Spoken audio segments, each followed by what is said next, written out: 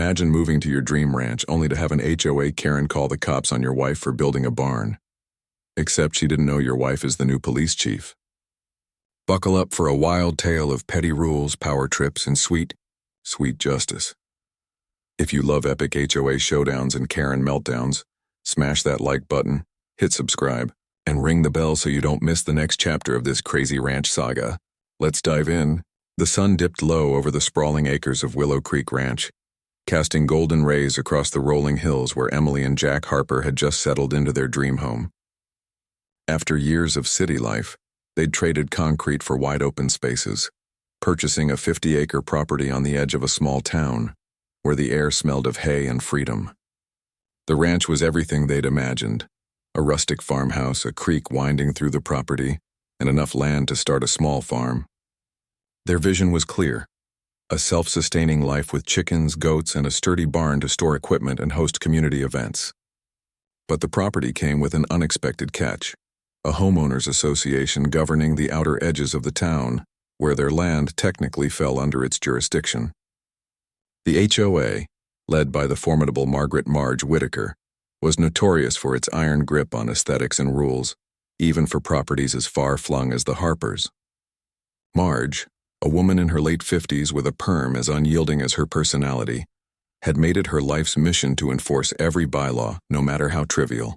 The Harpers, unaware of the storm brewing, began their new life with enthusiasm, starting with plans for a barn near the creek, a practical structure for their farming dreams. Emily, a former city police officer who'd just accepted the role of the town's new police chief, was hands-on, sketching designs and ordering lumber. Jack, a carpenter by trade, dove into the project, hammering stakes into the ground to mark the barn's footprint. The couple worked late into the evenings, their laughter echoing across the fields, unaware that Marge had already spotted their activity from the road. She'd driven by in her pristine white SUV, her eyes narrowing at the sight of wooden stakes and a pile of lumber. To Marge, this was an affront to the HOA's strict guidelines, which required approval for any new structures, no matter how far from the town's manicured lawns. She didn't introduce herself or ask questions. Instead, she flipped through her dog-eared copy of the HOA bylaws, her lips pursing as she found the clause she needed. The Harpers, she decided, were in violation, and she wasn't about to let newcomers flout her authority. By the next morning, a certified letter arrived at the Harpers' doorstep, its tone dripping with condescension. It demanded they cease construction immediately and submit a formal application for the barn, complete with architectural plans and a $200 processing fee. Emily, still unpacking boxes, read the letter with a raised eyebrow. She'd dealt with petty bureaucrats before, but this was her land, her dream. She tossed the letter aside, assuming a quick chat with the HOA would clear things up. Jack, ever the optimist, suggested they comply to avoid trouble, but Emily's instincts told her this wasn't about rules. It was about control. Marge, meanwhile, wasn't content to wait for a response. She'd already begun rallying her loyal HOA board, a group of retirees who hung on her every word. At their weekly meeting in the community center, she painted the Harpers as reckless outsiders, threatening the town's charm with their unsightly barn. The board nodded along, their pens scratching notes as Marge proposed daily fines until the Harpers complied. But what Marge didn't know was that Emily wasn't just any newcomer. Her appointment as police chief had been announced quietly, and she hadn't yet started her official duties. To Marge, Emily was just a woman in work boots, hauling lumber without permission. The stage was set for a clash neither could have predicted, and as the Harpers continued marking out their barn, Marge was already planning her next move, her phone poised to dial the local police. The sun set on Willow Creek Ranch, the stakes in the ground standing firm, but a storm was brewing, one that would shake the town to its core. Marge Whitaker's campaign against the Harpers escalated with the precision of a military operation. By midweek, she'd driven past the ranch 3 times, each pass fueling her indignation. The lumber pile had grown, and a foundation was taking shape, clear evidence in her mind that the Harpers were ignoring her letter. She didn't know that Emily had called the HOA office, only to be met with an answering machine and a promise of a callback that never came. Frustrated but undeterred, Emily and Jack pressed on, pouring concrete for the barn's base under the summer sun. Their vision was coming to life, and they weren't about to let a faceless HOA derail them. Marge, however, saw every shovel of dirt as a personal insult. She spent her evenings poring over the bylaws, her dining table covered in highlighted pages and sticky notes. By Thursday, she'd had enough.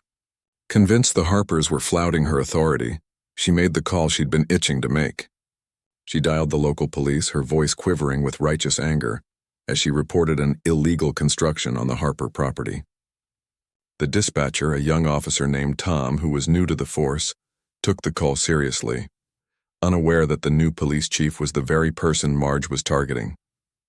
He promised to send a patrol car to investigate, and Marge hung up with a triumphant smirk, imagining the Harpers' humiliation when the law stepped in. That afternoon, a police cruiser rolled up the Harpers' long driveway, kicking up dust as it approached the barn site. Emily, covered in sweat and dirt, was hauling a bag of cement when she saw the car. Her brow furrowed, but her years as an officer kept her calm. Jack, less accustomed to law enforcement, felt a knot in his stomach, wondering if they'd misstepped. The officer, Tom, stepped out, his notepad in hand, and began asking questions about the barn. Emily explained their plans, showing him the property deed and their permits from the county, which they'd secured weeks earlier. Tom, satisfied that no laws were being broken, apologized for the inconvenience and mentioned the complaint came from some HOA lady. Emily's eyes narrowed. She hadn't met Marge yet, but the pieces were falling into place. She thanked Tom, who drove off, leaving the Harpers to their work. But the incident lit a fire in Emily. She wasn't just a homeowner. She was the incoming police chief, and she didn't take kindly to being targeted. That evening, she dug into the HOA's bylaws herself, her legal training kicking in. She found the rules vague and outdated, with loopholes that suggested the HOA's authority over rural properties like theirs was tenuous at best. Meanwhile, Marge was far from done. The police visit hadn't stopped the construction, and her fury grew. She rallied her HOA allies again, this time proposing a lien on the Harpers' property if they didn't comply by the week's end. She also began spreading word around town, painting the Harpers as troublemakers who thought they were above the rules. Whispers reached the local coffee shop, where residents began taking sides, some siding with Marge's crusade for order, others intrigued by the new couple who dared to stand their ground. Emily, unaware of the gossip, prepared for her first day as police chief set to start the following Monday. She and Jack worked late into the night, the barn's frame now rising against the horizon. Marge, watching from afar, saw the structure as a monument to her defeat. She wasn't about to let it stand. As she planned her next move, the town buzzed with anticipation, sensing a showdown was imminent. The barn's skeleton stood proud by the weekend, its wooden beams a testament to the Harpers' determination. Emily and Jack worked tirelessly, their hands calloused but their spirits high. The community began to notice, with neighbors dropping by to admire the progress or offer a cold drink. But Marge Whitaker was undeterred, her resolve hardened by the sight of the growing structure. She'd spent the week drafting a new letter, this one threatening legal action and citing obscure clauses about visual harmony and property value protection.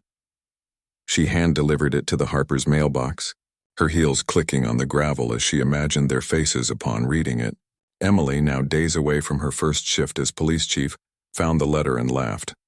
A sharp, knowing laugh that Jack recognized as trouble for whoever was on her bad side. She'd dealt with power-hungry types before, and Marge was textbook. Emily decided it was time to meet her adversary. On Saturday, she drove to the HOA's monthly open meeting, held in the community center's stuffy conference room. Marge presided at the head of the table, her gavel in hand, as a dozen residents listened to her lecture about mailbox uniformity. Emily slipped in quietly, her presence unnoticed until she stood to speak during the open forum. She introduced herself as the new police chief, her voice steady but firm, and questioned the HOA's jurisdiction over her rural property. The room fell silent, Marge's face paling as she realized who Emily was. The meeting ended abruptly, with Marge promising to review the bylaws, but the encounter only fueled her vendetta. By Sunday, she'd escalated her tactics, calling the police again, this time alleging noise violations from the construction. The call went to Emily's own department, where officers, now aware of her identity, dismissed it with a chuckle. Marge, unaware she was targeting the chief, doubled down, emailing the HOA board about an emergency meeting to discuss non-compliant residents. Emily, meanwhile, had done her homework. She'd found records showing the HOA's boundaries were never legally extended to include rural properties like hers, a fact Marge had conveniently ignored. Armed with this, Emily prepared for her first day as chief, where she'd have access to legal resources to challenge the HOA's overreach. The barn was nearly complete, its red paint gleaming in the morning light, a symbol of the Harpers' defiance. Marge, driving by one last time, felt her control slipping. The town was abuzz, sides forming, and the stage was set for a final confrontation that would leave one side triumphant and the other humbled. As the Harpers celebrated their progress, Marge plotted her endgame, unaware that Emily was ready to turn the tables. If you're hooked on this epic HOA showdown, hit that subscribe button, smash the like, and comment your thoughts below. Stay tuned for the final chapter where it all goes down.